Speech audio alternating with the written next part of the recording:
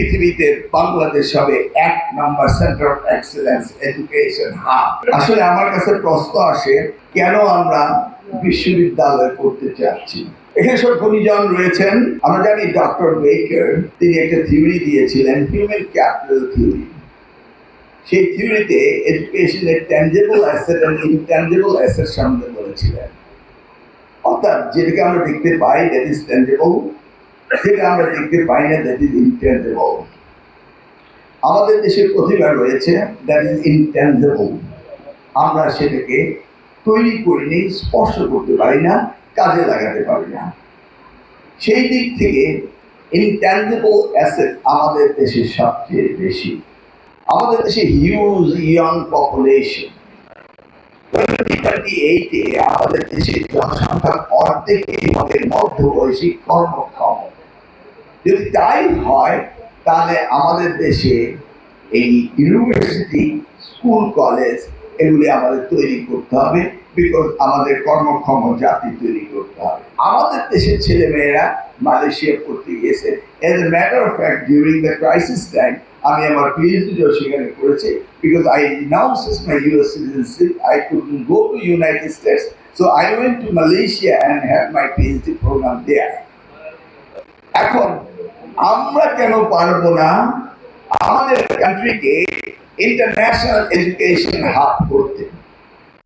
আমরা কেন পারবো না? এইমাত্র হাসনাত সাহেব আমাদের ডিসি, তিনি যে কয়জনকে ইন্টারভিউ নিয়ে টিচিংয়ের চাকরি দিয়েছেন আমার সামনে চেয়ারম্যান মামুন সাহেবের সামনে এনে পরিচয় করে দিলেন। Everybody stood first in their department, very quality. আমি 100-এ, শাহ আলম সাহেব 100-এ, মামুন সাহেব 2 Mamun, chairman and member Mamun 100-এ বলল উই ওন কম্প্রোমাইজ। এই যে নওগাঁ ইউনিভার্সিটির পিছনে ইনভেস্টমেন্ট হয়ে ইউসি বিউটিফুল ইউনিভার্সিটি, আমি স্পষ্ট বলতে পারি এই মঞ্চে যারা বিদেশ যাওয়ার জন্য লেখাপড়া করতেন, আমরা এই ধরনের প্রসপেক্টাস দেখে কত না সুন্দর লাগতো।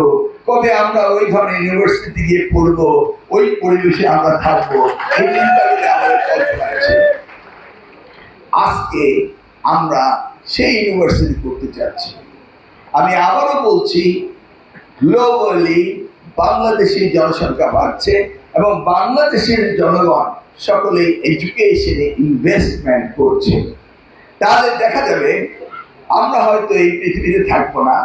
আজ থেকে 10-15 বছর পরে যে ভিশন নিয়ে আমাদের মাননীয় প্রধানমন্ত্রী জনাব তারেক রহমান এডুকেশন সেক্টরকে আপলিফট করার জন্য কাজ করছেন, that days are not too far, যে পৃথিবীতে বাংলাদেশ হবে 1 number center of excellence education hub. পৃথিবীর সবাই আসবে এই জায়গায়। $40 বিলিয়ন বিজনেস করতে চায় ব্রিটিশ, ইউকে। আমরা কেন পারবো না $100 বিলিয়ন বিজনেস করতে বাংলাদেশে?